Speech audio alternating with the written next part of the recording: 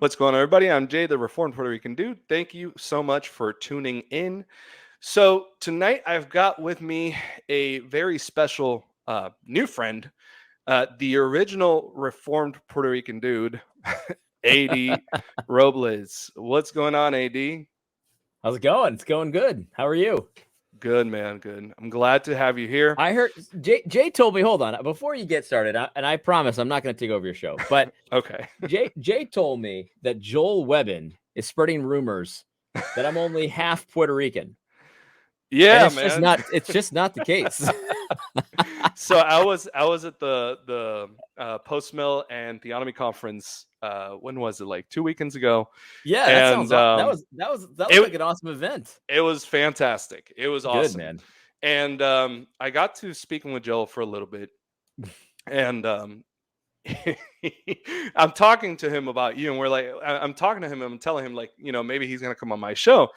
And he's like the original Reformed Puerto Rican guy, and he's like, well, he's half Puerto Rican. I'm like, oh, okay, I didn't know that. I thought he was full Puerto Rican.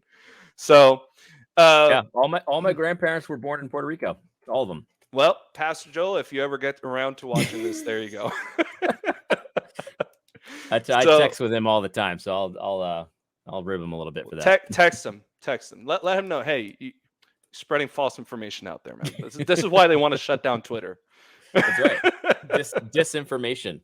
There you go. All right, guys. So tonight we're going to be talking about Christian nationalism. We're going to be talking about just everything surrounding what's going on. I've talked about it on my channel before. So for some of you guys, this probably won't be nothing new, but we do want to touch on what exactly we want to define our terms. So we want to define what is Christian nationalism. We're going to talk a little bit about the different branches of it. And then we also want to talk about how we make peace, right? Like, how can we find common ground with brothers and sisters who maybe don't agree with Christian nationalism. So before we do that, and before we get into it, AD, why don't you tell us a little bit about yourself? What do you do? Kind of like what's your testimony? How did you come to Christ? That kind of thing. Yeah, no, absolutely. So I was raised in the church. My family always was a church-going family and everything like that. So, my parents are both believers. All my grandparents are believers. So I had every advantage in the world when it comes to, knowing the Lord. And, I went through the motions, as a kid and through high school and all of that kind of stuff. And of course, my brother and sister did as well. But for me, it was like always very clearly, like I didn't want to really do anything. Like when it came time to like decide whether or not you still wanted to go to a youth group or not, I didn't go. My brothers did, my sister did. I was the one that was just like, yeah, as soon as you don't make me go, I'm not going to go. And so later in life, I graduated, went to New York City. I made a whole bunch of money in New York City, and I was living a real fast life. I was always living ahead of where I was at financially, but I was making a good amount of money, and I would blow it all on, everything you could think of to do in New York City. I was doing it. So we'll just leave it at that. But the great financial crisis hit, and, my salary, took a huge hit almost overnight. But I was still living the lifestyle. I was still, going into debt to pay for the things I wanted to do and stuff like that. And eventually I just kind of came to the end of everything. I was in big financial trouble. My job situation was, tenuous. I was in a relationship with a woman who was married, and she broke it off, and I was like mad at her. Like it made no sense. I was just a complete disaster. And so, I visited my father one Thanksgiving and went to church, and I heard the story of the prodigal son, which I'd heard many times, but I had never heard it from the other side of being a prodigal son. And I heard it for the first time. You know what I mean? Yeah. And then I just kind of, just was. I don't remember like a eureka moment, but at that point I started caring what God had to say, and I started I was grateful for God's forgiveness and all of these things, and so I never looked back from there. I've been a church going person with a strong faith in the Lord ever since then. I met my wife at church and have kids now and all of that kind of stuff. God was very gracious to me. The kind of things that I was up to, I could have been dead many times over, and God was gracious to me, and I found my way back. Cool, man. Praise God for that. Yeah. That's awesome. And I always Yeah. love the testimonies where, like, well, you kind of have both, because you hear testimonies where people are like, yeah, I always kind of grew up in church, and Yeah. eventually I was born again, and that's it, Yep. nothing crazy. And then you have the ones where, like, I was into drugs and alcohol and this and that, and Yeah.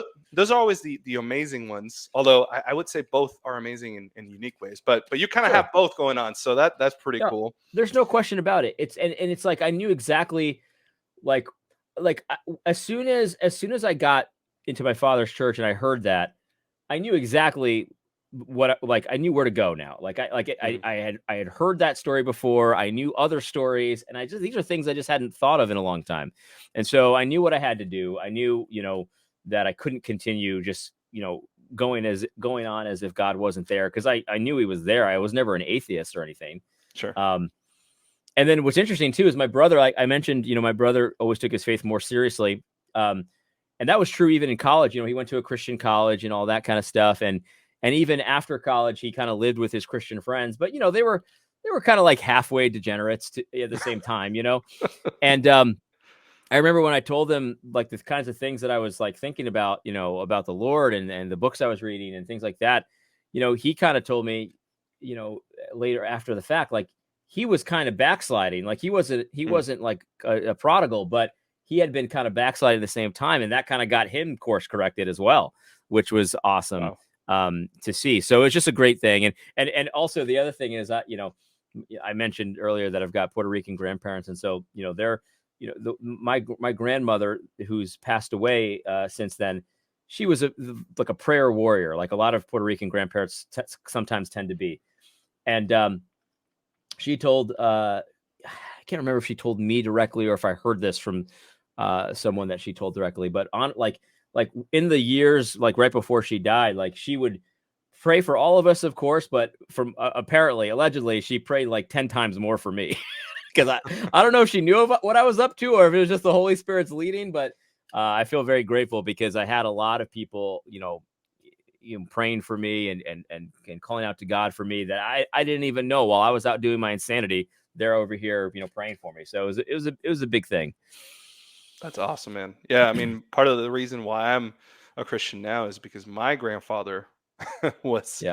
a huge prayer warrior for sure. Oh yeah, He man. was. I remember when I was like 7, I'd be running around playing with my cousins. This was in Puerto Rico though, but same tradition, same kind of thing. Sure. Sure. So he'd stop me, from running around, be like, "Come here, mijo, let me talk to you for a second. Do Yeah. you Yeah. know? Do you know that if you keep living in your sins, you're not gonna make it? I want you to make it. I want you to go to heaven." So, I'll be like, "Okay, Yeah. Grandpa, yeah, I've heard this story like a million times," but like, Yeah. he never gave up on me. So I definitely, But when you're a kid, you roll your eyes. Yeah, I heard it a million times. Looking back yeah, on it, it's like, man, that was so meaningful. It really was. yeah, it is, and in due time, it bears fruit. Absolutely. So, listen, if you're praying for somebody, side note, nothing to do with Keep this doing it. conversation right now, but hey, keep praying, because you Keep don't know doing what's it. going to happen 20, 30 years, even after you die. That person might bear, or the fruit of your labors, in a sense, will bear Amen. fruit. So Good stuff. anyway, AD, I got a question for you. It's a little bit weird. I don't know if I should ask. Well, you know what? How did you become such an extremist? I gotta I gotta ask you, how did you become a Christian nationalist, man? Like, how does that Christian happen? extremist. Yeah. Yeah. No, it's a good question, honestly. Just by providence, man. I don't believe in luck anymore, but I'd just say it was just luck. What happened was, so when I came back to faith, or came to faith, however you want to say it, when I came to faith, like the first person that I knew that was a Christian, a modern Christian, was Tim Keller. And so I lived in New York City, so I went to his church, right? And it was fine. I at the time I really liked his style, and he had a lot of good things to say about the gospel and stuff. And so I went to his church, and it's kind of like a mega church. You know, they've got 3 or 4 campuses in New York or something like that. And he kind of rotates which one he goes to so that you never quite know which one he's going to be at. But I stopped going there, and it wasn't because it wasn't like I didn't not like it, but it was just too easy for someone like me to kind of slip in and slip out and never talk to anybody. Because I like talking to people, but I also dread it. So it's very weird. Like I dread it, but whenever I'm doing it, I'm fine. I don't know if that makes sense to anybody, but that's me. So if I have the opportunity to slip in, slip out, I will. So I went to a smaller church after that, and it was great. You know, that's where I met my wife, and everything was good there. But I started reading, like, just kind of, again, by providence, certain kinds of people. And I found out that, like, I looked into Tim Keller. Oh, he's a Presbyterian. And I found out that somebody that I had been reading for a long time was also a Presbyterian, a guy named Gary North. I had been reading him before I was a believer on a libertarian blog site called LouRockwell.com. And I always loved his articles. And so I found out that he was a Presbyterian. And then I found out that he was like a legitimate Presbyterian, like not like a fake one, like he actually believed in the Lord. And so just through that, I kind of got exposed to this very extremist Christian world. They're all Christian Reconstructionists, like theonomists. I started reading R.J. Rushdoony. I started reading Gary North. I started reading Gary DeMar, and all of those kinds of folks. Joel McDermott at the time was a Christian extremist, and or a Reconstructionist. I'm sure he still would consider himself one, although whatever. But I found those guys right away. I found Chocolate Knox through a very, like, this is all providence. It's just so crazy. There's a video that Chocolate Knox has. It's called Edified, and it's him and Gary DeMar on a couch. They're in outside in nighttime. There's like bugs flying all around them, and they're just having a casual conversation about like eschatology and the law and stuff like that. And it's like this video that like hardly anybody has seen. Like, it doesn't have a whole lot of views, but I found it because I was looking into Gary DeMar. You know what I mean? And so I just got exposed to all these guys, just luckily, and it just was normal to me, you know. So that's kind of how it happened. Okay.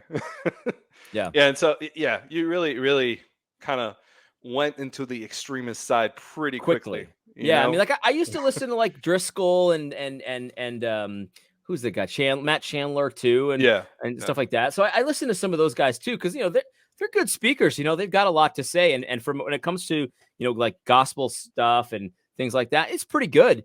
But there was always like this other stuff too that I had in the background, and I found it immediately.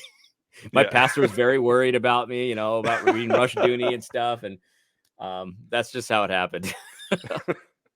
Well, you know, my pastors are all millennial, not theonomists, not any of that stuff. So, but you know what? So far they're okay with me. So, yeah, and that's honestly, that's not a small thing, man. So you should be, you know, grateful for that. Oh, I am. You know, Yeah. and actually that kind of has to do with what we want to talk about tonight, because It does. I do want to talk about, you know, we've had such big issues over the last few weeks and even months at this point, with people who are, I still believe, you know, I see all kinds of things on social media, people saying, oh, they're not believers, they're treating us this way. I'm like, bro, like, check the history of the Reformation. You're not going to find any true believers according to your definition of believers. So, like, you know, let's not go down that extremist path, bro. Sure. Soy puertorriqueño. I can't talk right now. I'm switching into Spanglish right now. That's okay. But what I'm trying to say is, you know, obviously, you know, I'll be honest with you and with everybody listening. It did hurt, you know, the way that they have handled things. For me, it did hurt because I do look up to these G3 guys, you know, like, yeah. And I've learned a lot from them. And my hope isn't that we just, you know, just slander them and just talk all kinds of things about them, but I didn't appreciate it. You know what I mean? Like, Yeah. it's not, I don't appreciate the way that they've handled things, and I still believe that they're brothers. So, 100%, yeah. I want to get to the point where we can say, okay, well, where do we go from here? But before we do, um, what would you say is your understanding of Christian nationalism? Like, how would you define it to somebody that has never been exposed to it, has never heard of it? Like, how would you explain it to them?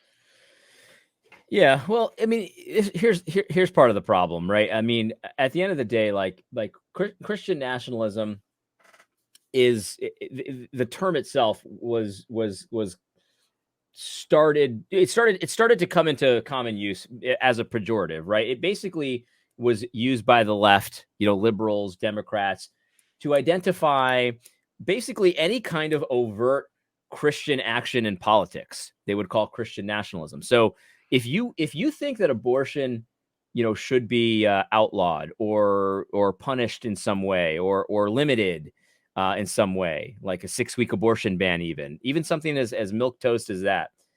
If you think that, you're a Christian nationalist to these people. Hmm. If you think that that the nation should have laws that are Christian laws, like they're based on God's law, they're based on the general equity of God's law, they're based on the 10 Commandments, whatever phraseology you want to use. If you think that, then you're a Christian nationalist to them. So that's the thing. It started as a pejorative. It's like, you don't you dare bring your religion into this. This is politics, right? This is politics, and we've got separation of church and state. And so you're going to bake the cake. That that's kind of how they were using it. And so I started saying, I do believe those things. I'm a Christian, Why wouldn't I be nationalistic about the United States? Why wouldn't I? Okay, so I'll be a Christian nationalist. So basically, a lot of us, and this is not all of us, but a lot of us took the term as, okay, you think that this is somehow an insult? It's not an insult, so I'll wear it. Go ahead. Now the pagans, the left, they like this term because it sounds it can be quickly turned into white nationalism or like some kind of evil, like Nazism. Like it sounds like that. So they like this term. They think it's to their advantage for us to own it. But I just own it for that reason. And so I'm not going to define Christian nationalism because, to be honest, like there are different people with different views. I think like one way to understand it, just kind of in general, is that Christian nationalists believe that the nation should be overtly Christian, self-consciously Christian, and it should be advantaging the worship of Christ and should be making no real accommodations for the worship of anything else or anybody else. It doesn't mean that you couldn't privately have your little household gods if you want to. If you want to worship Allah in your house, then that's fine. But you're not going to have any accommodations to law. Like we're not going to close early on Friday because of you have to go to the mosque. Mm-hmm. But we will close on Sunday. Like government won't be open on Sunday because we're making it easy to worship Christ, right? But we're not going to make any special accommodations because you don't think that that's right. We just won't do it. So it's that. It's about the nation being self-consciously Christian and openly Christian. We're not a secular nation. We're a Christian nation. We're trying to honor God with our laws and our system of government. Yep. And there's definitely a historic argument to be made about the United States in particular. Yeah. Not uniquely. I wouldn't say, well, the United States is a bit unique in its history, yeah. but yeah, I mean, and it's not just the laws too. And I'll just say this too. It's like the traditions and like the things that we honor and all of that kind of stuff. Like that should be self-consciously Christian, and it's good. That's a good thing. It used to be that way. It can be that way again. It's a good thing. Some people don't know this, but even with the First Amendment and all that kind of stuff about not establishing a religion and stuff like that, Congress shall make no laws not establishing a religion, and everyone at the time was okay with that. They ratified that. But the individual states did have established religions. Like, okay, the state of Vermont, we're a Congregationalist state. Mm-hmm. And that doesn't mean you have to be a Congregationalist, but it does mean certain things. Like it does mean like, and so we can get into some of that stuff if you want. A lot of this is just thought experiments, because right now where we are in 2023, like there's like 1,000 steps to get to where we want to be. But absolutely. But that's the kind of thing that Christian nationalists are talking about. Yeah, no, and I like what you said about how the left uses that terminology uh, to essentially make it into white Christian nationalism. I saw a MSNBC video about 10 or 11 minutes long today, where it says the rise of white Christian nationalism. I think that was the name of it. You watch the video, okay? I watched the whole thing. Not once did they say anything that is uniquely white. Like That's right. it That's was right. just it was just uniquely Jay, Christian. they've been, this is like, I've noticed this from the beginning. Like, they've been talking about Christian nationalism for a couple years now, 2-3 years. I don't know exactly how long, but since the beginning, they were talking about white Christian nationalism, but really it was just Christian stuff. And really, to be honest, I don't even think they care about nationalism so much. Maybe they do a little bit because they're globalists, whatever. Really, they just are attacking any kind of Christian action. Yeah. Some of the guys that are like so aggressively against Christian nationalism. There's a guy named Michael O'Fallon who I'm friendly with. Like, I like the guy. You know what I mean? We chat offline every now and then. Not as much recently, but we used to. Sure. But anyway, like, but to these guys, he's a Christian nationalist. There are organizations that when they reference him as a Christian nationalist. To them, it just means any Christian who's not apologizing for being a Christian, who's active politically in any way while being a Christian. If you're active while being a Christian and you're not for Democrat stuff, then you're a Christian nationalist. That's what they think. Yeah. Yeah. No, absolutely. Absolutely. Now, and they want that associated with all the worst stuff, racism, Nazism, yes. all that stuff. Yeah. And unfortunately, some of our brothers are buying into that. It's like, dude, like, I say to people, just like you're saying, like, it's not a name that maybe I would have chosen for myself, but sure, the left put it on me. I'm like, you know what? If you believe that me standing for Christian values makes me a Christian nationalist, then yeah, I'm gonna lean into it. So what? Like, I'm not afraid. Yeah. Like, it's a scare tactic. Yep. And I'm like, no, you're not going to dictate how I behave or don't behave. I admit that when I was a libertarian at one point in my life, and me too. Don't worry, don't worry about it. and I kind of at first, like, this whole like woke stuff kind of inserted into my ideology for a little bit, and then I kind of reanalyzed and said, but is it biblical? And I said, I'm not going to let people's definitions of what is justice or what is good or whatever define it anymore. Like, I'm going to go according to what Scripture says. And if they call me whatever, then you know what? I'm going to lean into it. No problem. Now, I did want to ask you this. There's clearly some forms of Christian nationalism that do promote literal racism. I mean, I'm not talking about like the left's definition of racism where literally anything is racist. I'm talking about actual racism, right? The classic definition. or there are some forms that are promoting the active mixing of church and state, right? Like, I would say, no, I'm all for separation of church and state. I'm not for the separation of Christ and state. I don't know how you feel about that, but that's the way I see it. So how would you say that the kind of Christian nationalism that we hold to is different from those branches? Yeah, no, that's fair. I mean, honestly, like, I don't know of the official branches that you're referring to. I mean, I do know of some individuals that would call themselves Christian nationalists that say things like, interracial marriage is tantamount to murder. There's that one guy that I honestly, I'm forgetting his name now. It's something with a C. It doesn't matter. It doesn't matter. But so here's the thing. Like, I can't worry about what other people do, right? Mm-hmm. If other people want to say stuff like that, I mean, what can I say about that? I mean, I don't agree with it. I think it's dumb. Mm-hmm. And that's really all I can do. I mean, I can denounce that statement. Sure. Here's the thing, though, that I think is making a lot of people uncomfortable. So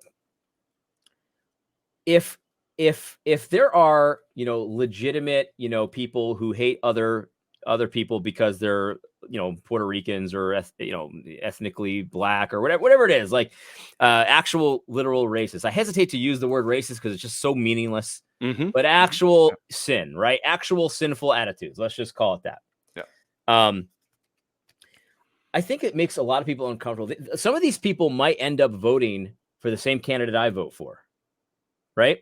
Literal actual racists probably voted for Trump the second time. There's probably some out there, and I voted for him too. And the thing is, like, I don't think that. How can I put this? Because we're talking abstractly here. Because Sure. I don't think that these people are like only good to deride and to distance yourself from. I think that there is, like, I can say that guy, his name is Corey. I can say that guy Corey has abhorrent beliefs and not try to like nuke every relationship with someone who doesn't like cut ties with him instantly. He's Sure. different because he was actually excommunicated, but let's just say before he was excommunicated, right? Like I think that there are a lot of people that are very uncomfortable with the idea that I'm not denouncing certain people. There's like a list of people that I need to denounce, just like, and if I don't denounce them, maybe I'm one of those racists too. And I'm not going to play that game. Like, right. Corey's beliefs, I think those beliefs are stupid. I mean, I'm in an interracial relationship myself. I'm not committing murder with my wife. That's dumb. But I think that like on the right, like we have to get over this idea that people that are maybe more right than us or have these kinds of sins like an ethnic partiality, like they're like the worst people in the world, and you can't even try to reach out to them. Like you can't do like there's nothing you can do. The only thing they're good for is to show your pure bona fides against. I denounce him. Like that's the thing. Like they're a mission field, these guys. Yes. These guys need to repent of their sins, and like they're good. Like you can have regular conversations with them about things, and they're not just good for denouncing. Like that's that's just thing. A lot of people on the right, have bought into this thing that really the only mission field's the left, and the people that are sitting on the right, they're just lost, and they're just the only thing they're good for is just to heap scorn upon them. And so I don't know. Like I don't know if that answers your question. I mean, it does. It's just like so. There's some people in the coalition that maybe are unsavory or have beliefs that are insane or whatever like that. I mean, I'm not kicking everyone out into outer darkness. It doesn't mean I'm affirming their Christianity or anything like that. That should be obvious, I think. Right. The reason why I'm asking is because I still have a lot of viewers. I've had conversations with them where they say, I'm not sure where I stand on this whole Christian nationalism thing. I don't know a lot about it. I've seen some accusations of racism, and I have to have those conversations with them where I'm like, there are some racists, but here's the thing. There are some racists in the Republican Party, and you're a Republican. Of course. Or there are some racists. Jay, what you said is so smart. It's like I felt like this is how I felt. To change the subject just a little bit, to get it off to something less emotional. This is how I felt during COVID. It's like when they told us that the COVID, it spreads kind of like the flu, but it's way more scary. And so we're going to and I remember thinking to myself, when the flu used to come around every year, we knew what to do. Like if you don't go to work, if you're sick, cover your mouth. Like we didn't need the whole world to shut down. We didn't need forced vaccines. Like we knew how to do this last year. And it's the same thing with this. It's like we understand that not everyone in the Republican Party is someone I'd want to hang out with, right? Right. And the thing is, the left weaponizes that against us. Oh, you better denounce him right now. And it's like I'm done with that. I'm not doing that anymore. It should be enough for me to stand on my own words, right? If someone's actually out there and it's very dangerous, okay, fine. I can understand that, right? Someone's doing something dangerous, and you got to stop them. I get it, but we knew how to be in a coalition with people that we think are disgusting. With the Republican Party, of course, there are actual unsavory characters. I hate to break it to your audience, but there are actual. I'm gonna break the news here, man.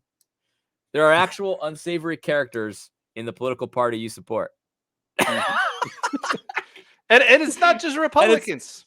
And it's more than a few. I'll tell you that right now. I don't think you can be. I'll be honest. I'd be hard pressed to find a Christian that's a Democrat, but maybe it's smaller parties, right? Like Constitution Party or different kind of things. But I mean, there's a lot of anyway, there's a lot of ambiguity, right? This is still new to a lot of people, and so I'm trying to make a case for the funny thing is, AD, and you can tell me what you think about this. I'm not even saying, hey, you need to be a Christian No, nationalist. That's not what I'm saying. I've never said that, and I don't believe that. Yeah, Right. And, you know, we have these guys from Founders like Tom Askell and Vodi Bakum who are talking about Christian nationalism. And they would say, yeah, we would not own that title. I mean, if you define a certain way, okay, you can call me that if you want, but that's not really what I would identify that. And I'm like, that's okay. You know why yeah. it's okay and why I'm okay with those guys? Because they didn't say anything that misrepresents what we're saying. But That I that's think there's that's it, something else man. going. There's something else going on here too, because those guys and I listen. I respect the G3 guys too, Absolutely, but of course. Yeah. I just don't think that they know what time it is the way that Tom Askell does and Vadi does or Vodi. Those guys know what time it is, and it's and what time it is that it's an all out assault that the pagans are running on us right now. Hmm. And so we need each other. And so even if you wouldn't call yourself a Christian nationalist, you don't think it's the smart move and things like that. Like you gotta be able to see that what they're doing is they're making all of you a Christian nationalist. Oh yeah. So no matter what, Vodi's a Christian nationalist, no matter if he owns the title or not. And so he's taken the position. I'm just not like I'll talk about it and I'll say, you know, hey, I don't think it's the smartest title. There's a lot of people like this. There's a guy named Josh Dawes on Twitter who's you know, he says this kind of stuff all the time. It's not the smartest play in my mind to own this title, but you know what? He's got our backs. He's not going to run the same propaganda play that he's not going to say, oh, yeah, they really are racist. Like, this is the thing.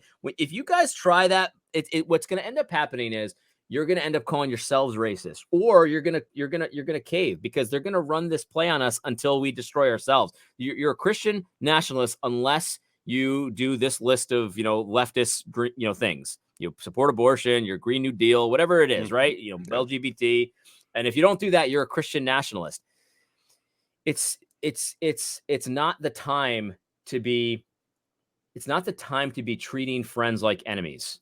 Right. And unfortunately, I think the people that are playing into this, oh, Christian nationalism, that's just race. You're just racist, right? You're just Nazis. They're treating friends like enemies. That's what I think is happening. Yeah. Yeah.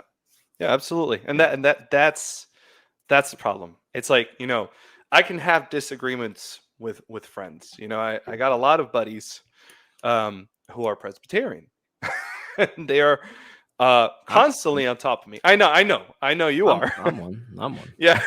So right. They're constantly on top of me about, you know, who's in the covenant and this and that. And it's like, no, man, like but you know what? At the end of the day, we might even get heated. Okay. We might even get heated. That's right. But at the end of the day, you know what? Bro, let's go get a beer together. You know what I'm saying? Like it is what it is. Like we're done. You know, it's exactly. Go ahead. No. That's it. So go ahead. No, exactly. That's my biggest issue right now, and I'm saying right now because I've had big issues, and it changes all the time. But like, sure. my biggest issue right now with the anti-Christian nationalist Christians is that they're not making it like a simple disagreement. It's not like baptism or Presbyterianism, right? They're making this like I've talked to some of these guys behind the scenes. I won't say who, because it's not what this is about. Sure. But some of these guys that are involved in this debate, no one from G3. So just want to make that straight right now. Sure. But I talked to a guy who said, this is what he told me. He literally told me this. Because I didn't think something Stephen had said was a big deal. He said something about white evangelical voting and how they're the lone bulwark against moral insanity in the United States. He was talking about voting, like, you know, white evangelicals typically vote Republican, right? That's just a fact. Okay. I didn't think that was a big deal. Some people were freaking out, calling it racist, right? I said, I wouldn't have said that, but no big deal. You know, just because of that, I said it was no big deal. He says he questions my salvation, and he thinks I might not understand the gospel if I don't think that's a big deal. Yeah. And so to me, it's like at that point, you just don't have your brother's back at all. It's just like it's like believing the absolute worst on such thin evidence. It's like there's no lie so dumb that the pagans could come up with that someone like that won't instantly believe about Christians. And that's a problem to me. So it's like, you don't have to own I've never said you have to own the Christian nationalist title. The fact are, you are one, whether you want to be or not, according to the pagans. But you don't have to worry about what the pagans say, so you don't have to own it. I'm not saying you have to agree with Christian nationalists. I'm not saying you have to keep your mouth shut about Christian nationalism. But what I am saying is, when the pagans come up with these lies about how, oh, they're just racist, they're just bigots, this is white nationalism, it's Nazis. What I don't want you to do, you don't even have to defend us. You should defend us, but you don't have to.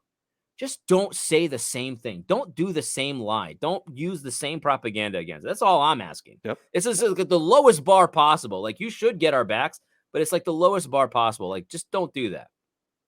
Yep. Imagine if this is what it's akin to. Imagine if during COVID, they were like fining pastors for having church. You remember that, right? Like, things like that. They fined that guy up in Canada, or they actually jailed that guy, right? Yeah. Let's say like it was a new COVID and they had the same kind of restrictions. And then, like, I'm a Presbyterian. I'm a happy new father, and I've got my little baby, and he's about to get baptized, right? And I'm like so excited.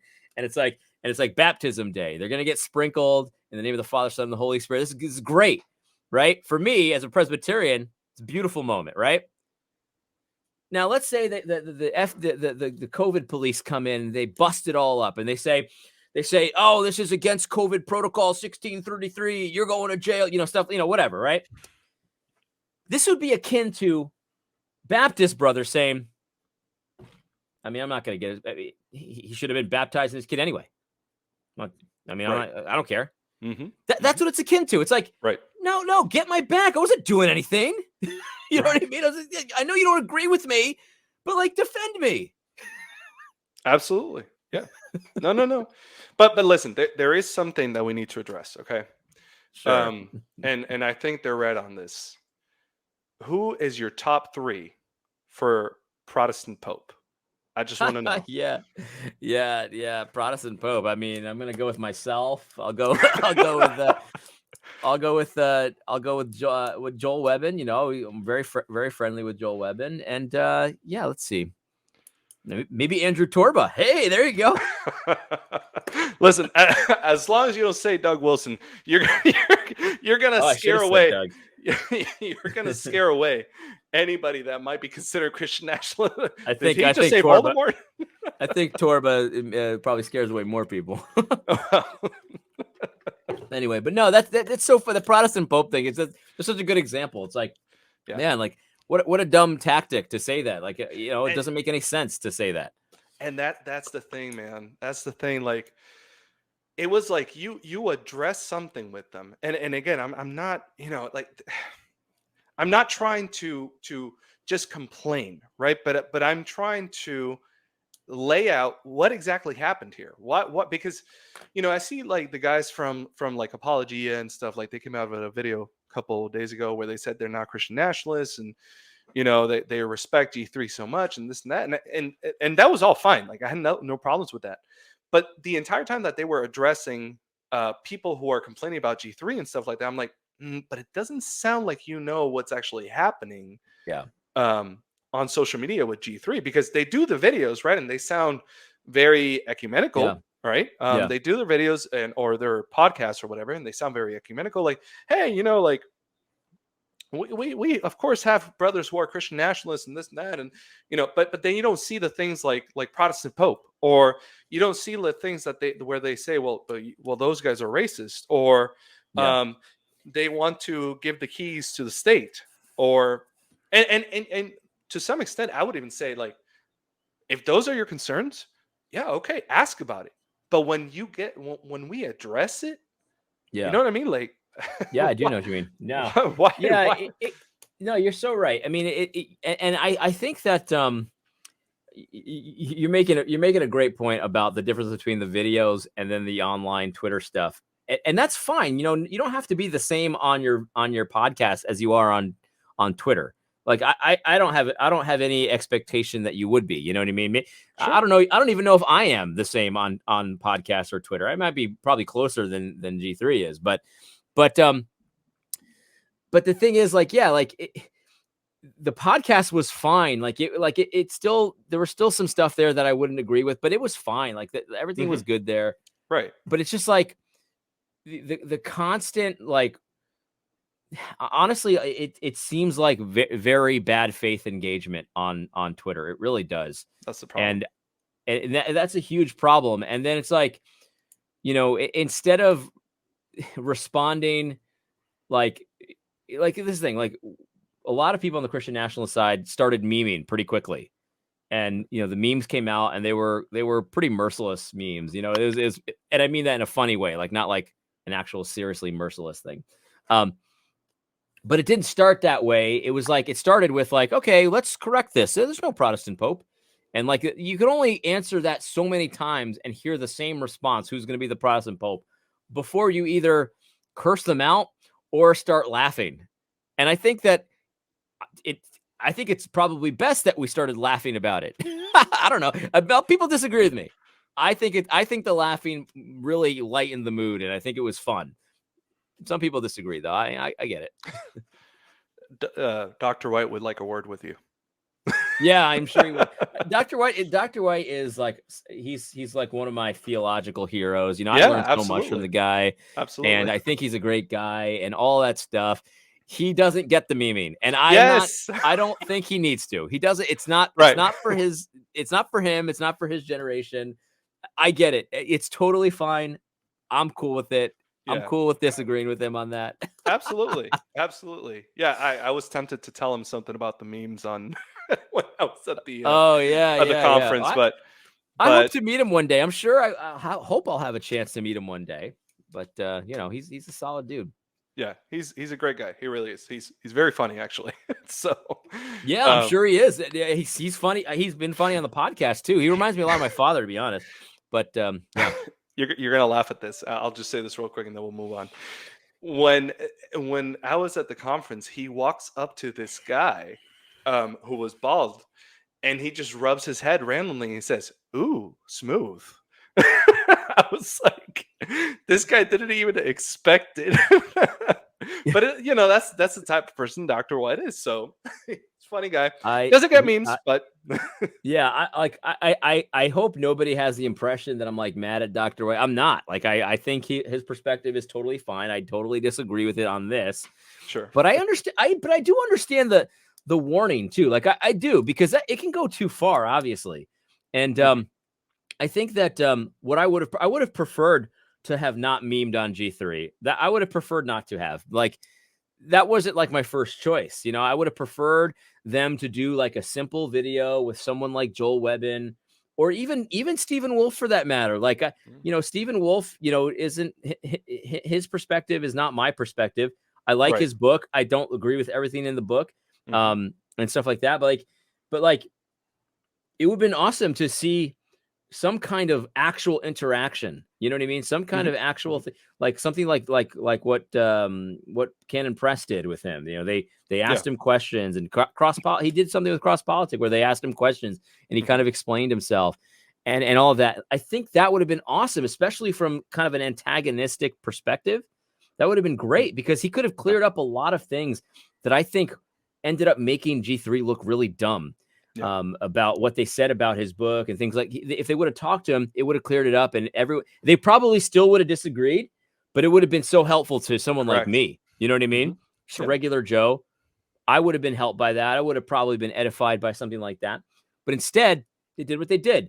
And so, in my opinion, some of the way they were tweeting were like memes in words only, and just terrible ones. Like the Protestant Pope thing, I think that's kind of like a meme. It's just a dumb one. Yeah. You know what I mean? Makes me laugh. It doesn't make you laugh. It's just like, and it's just like makes you like frustrated. Well, but it makes me laugh. But it's like one of those laughs where like you're uncomfortable because it's cringe. Yeah.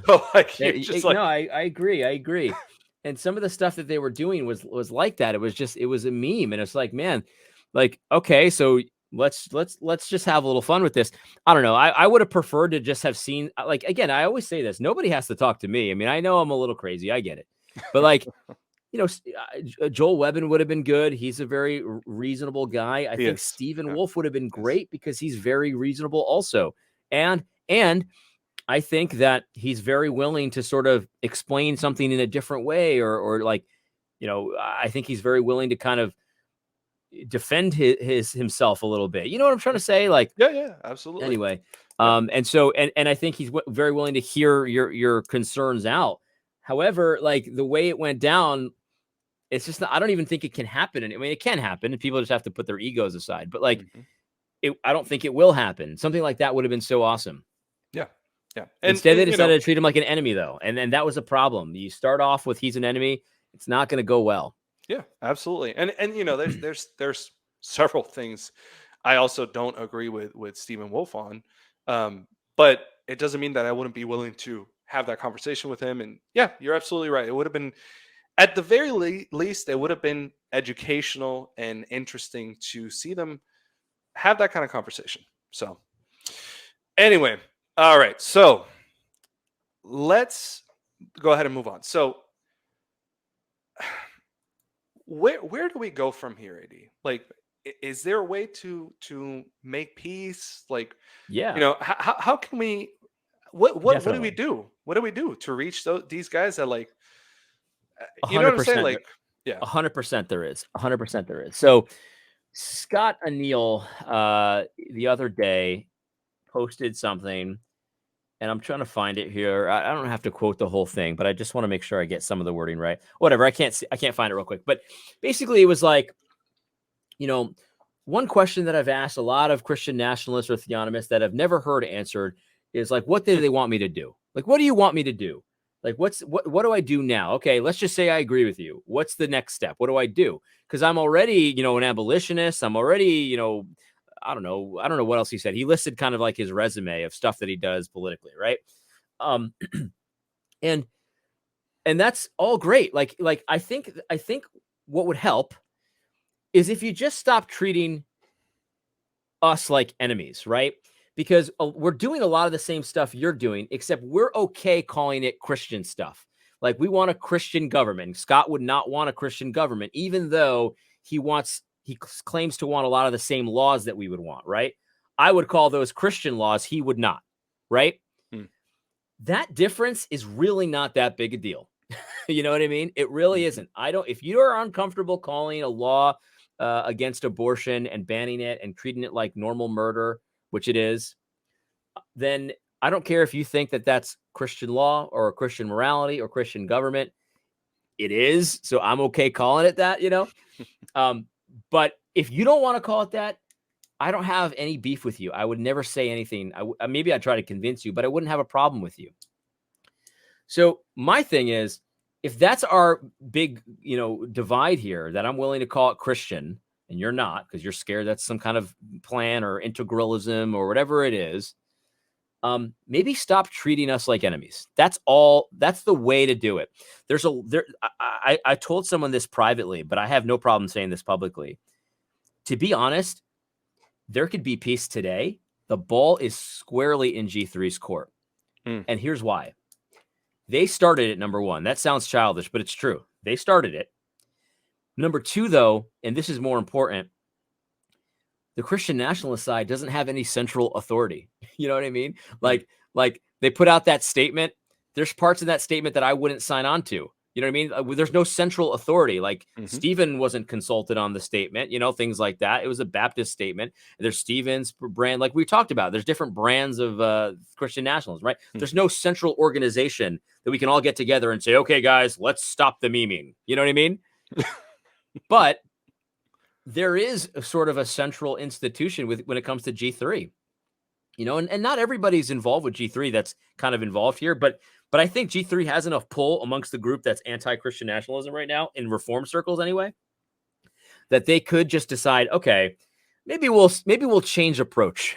maybe we'll have some public conversations, or maybe even if they're not public, we'll just say, hey, we're behind the scenes. We're talking to Joel. We're talking to William Wolf. We're talking to Stephen Wolf. We're talking to whoever it is, Andrew Torba. We're going to have some conversations. Like, even that gesture would mean a lot. And I think with a lot of the memeing would stop.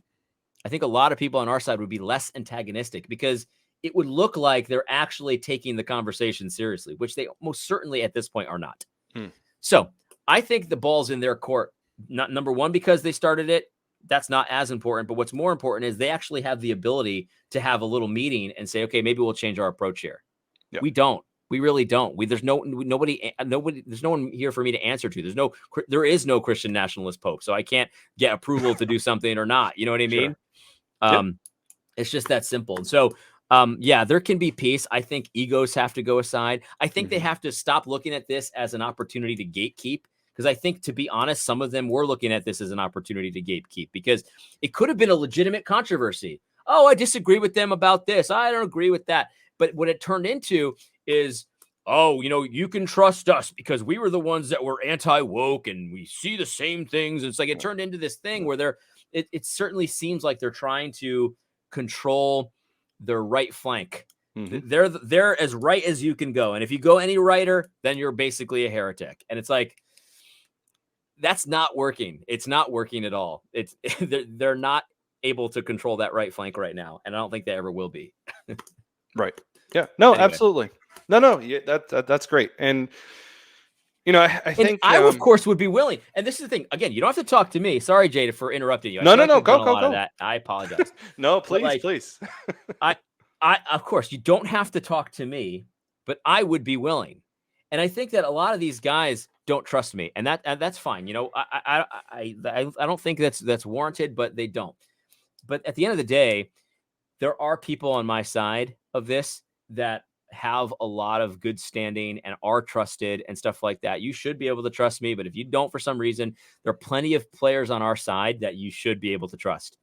If you can't find a single person on the Christian nationalist side that you're even willing to have a conversation with, a public conversation or even a private one, I would argue that's a good sign that there's a problem with you and not us. Yeah. I mean, we'll see what happens. I did see that Scott Aniol engaged with Doug Wilson's Mere Christendom, so I'm like, well, maybe there's some hope there. And I understand to some extent. I understand the hesitation with, again, there being different branches of Christian nationalism, but I would say we're a pretty gospel-centered branch of Christian nationalism. Sure. Nobody here that I know of is denying the gospel and its importance, right? Because that's right. One of the concerns. They're like, well, you want to leave the gospel up to the state? No, absolutely not. Like, the gospel needs to be shared, whether it's a Christian nation or not, and it needs to be handled by the church. Like that. That's right. That's not at all the role of the state. The role of the state is to do justice. That's right. it. And where do they get the justice from? Well, if it's not biblical justice, it's subjective. And that's all we're saying. But we are very much a gospel-centered Christian nationalist branch, I would say. So, with that said, where can we find common ground? We kind of talked about that already, but where can we, quote unquote, I guess, compromise? And where do you think we have no room to budge, right? Because we're not going to agree on 100% everything. Yeah. Well, I mean, I think there's a lot of common ground. So we kind of already touched on some of that stuff. I mean, Scott and Neil's tweet, again, I wish I could find it, but he's just talking about some of the stuff he does and engages in politically. And it's all sounded pretty good to me. And I'm assuming he's telling the truth and all that. That sounds pretty good. So there's a lot of common ground. And I think if you take everything that we talk about on a daily basis outside of the context of a conversation on Christian nationalism, people will agree on a lot of stuff. So there's tons of common ground. You just have to be willing to not, you have to be willing to not be like the gatekeeper. You're not the gatekeeper of this. I think that's part of it. It's like they don't get to control who calls themselves a Christian nationalist. And so it's like super dangerous to them because, maybe some of those racists might get in, you know what I mean? Like something like that. I think that, like, obviously, if you don't want to call yourself a Christian nationalist, I mean, nobody says you have to, but that's a place where we can't really budge because I'm fine with the term, and I kind of like it that it triggers people, to be honest. And I think that we should learn to enjoy triggering people more, to be honest. I don't really know. I mean, I don't really know how to answer that question. I do know that there's a lot of opportunity out there, and honestly, like, we'll only discover that opportunity if we have these talks, if we actually do discuss this stuff. Um, I don't really know any other way. Mm-hmm. Yeah. Yeah. No, that's great. That's perfect. So, I guess the last thing that I would ask then is, for anybody that's new to this whole Christian nationalism thing, what is one thing that you'd like for them to take away from this conversation? Something Yeah. that you want them to think about. Yeah. I don't know. I mean, I think, when you look at Romans 13, it talks about the civil governing authority and how it's a servant of God. That's what the word deacon means. It calls the civil governing authority a deacon, just like a deacon at your church, except for with a different role. So the deacons at your church serve the church and they've got their role. The deacon of the state serves God and it has its role. And its role, it says in Romans 13, is to be God's revenger. It's to be a servant executing vengeance, the vengeance of God on the evildoer. And that is a role that I think if you really think about what that means, executing God's vengeance on the evildoer, that has to be defined by God himself, right? Mm. Like executing vengeance upon people that were having church during COVID was inappropriate because that's Mm. not an evildoer. God would never have said having church on Sunday is evil. He would Yep. not have said that. Yep. And It's so true. you look at Romans 13, it says that God, the civil governing authority is God's revenger. That's what it says. And so I can't, if you want to take one thing away from this discussion, Christian nationalists want the civil governing authority in the United States to take that role seriously and to take and to be overt about it and to say, I'm in this role as a president, congressman, whatever it is, sheriff, whatever it is, I'm, to the best of my ability, going to be carrying out this role, executing vengeance upon the evildoer. That's what I'm here for. That's what I'm going to do. You know what I mean? And God's law has so much information in it about how that works and what the right thing to do is, what's the wrong thing to do, stuff like that. And what Christian nationalists want to do is to develop a government. And obviously, it's not going to happen tomorrow, but to develop a government that's self-consciously trying to do that, doing the will of God in that way. That's pretty much it. It's pretty basic. You know what I mean? If we're going to have a government, which we have to, you know what I mean? It should be a good government instead of an evil government. That's pretty simple. Yep. I don't know. It sounds kind of complicated. You're gonna have to start all over again for me. You lost me. It's very simple stuff. Like I'm kind of like over here in a side conversation here. There's an atheist named James Lindsay who's kind of involved in some of these conversations, and he's I don't know. He's kind of like going back and forth with some people in the comments and stuff like that, and he's talking about like how homosexuality should be protected by, I don't know, the state. They should be left alone, stuff like that. And someone in the comments is like, oh, they have a constitutional right to it. And I'm like, okay, so if the civil governing authority is God's revenger, what in the world would it mean to have a right to sodomy? That doesn't make any sense. There's no such thing as a right to sodomy. That's made up. That's fantasy. That's flim flam. It's simple stuff like that. Like if you can't find it in God's law or even in natural law, like the right to sodomy, there's no such thing, even in natural law. Then it's not something the government should be granting or be involved in. And this is basic stuff, but we got to think about this because we've been so brainwashed over decades to think that it's wrong for a politician to be overtly Christian and be governing like a Christian and be doing Christian things. It's even so bad that there was a governor recently. I don't know anything about this governor, but I think it was the governor of Oklahoma or something. And at his inauguration, he did a prayer and he said he dedicated the state of Oklahoma to the Lord, to Jesus. He even said Jesus, right? And That's something that's obviously a good thing to Yeah, just praise to God. get, but so many Christians were like, oh, what about the Muslims that live in your country? It's like What about everyone before like 20 years ago knew that every Christian knew that was a good thing. And now all of a sudden we're confused about it. It's basic stuff like that we're talking about. Yeah, what can I tell you, man? But it's, it just goes to show how much secularism has infiltrated even the church. So That's right. all right, man. Well, this is great. Where can people find you? If they want to watch your videos or hear what you have to say. Well, yeah. So here's what I'll say. So I'm pretty active on Twitter right now, and that's AD Robles Media. That's my handle. I'm on YouTube. I'm actually banned right now for a week. Okay. And it's for a video. This is so weird. Listen to this. Listen to this, Jay. So they banned me for a week for a video I recorded in 2020. So this is an Okay. old video. Yeah. And it was like a 10-minute video. And I was just commenting about a movie that had come out. Do you want to know what the movie was about? Tell me.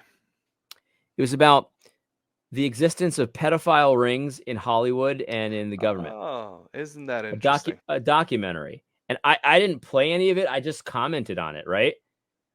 And they banned me for a week. I don't know why they were finding that now. This is like 3 years ago. They found it and they banned me for that. Isn't that interesting? It's very interesting. I don't even know how they found it. But anyway, so I'm banned right now. AD Robles there. But you might want to follow me on Rumble, AD Robles Media there. I don't post there. I mean, I haven't been. I do post now because I don't have a YouTube channel now. Sure. And I'm also on Gab TV as well, which it's not the hellscape that you've been told it is. Gab, I'll just say this. Because it's not really moderated the way Twitter is or Facebook is, you're going to run into some unsavory characters, but the block button works there and it's really nice.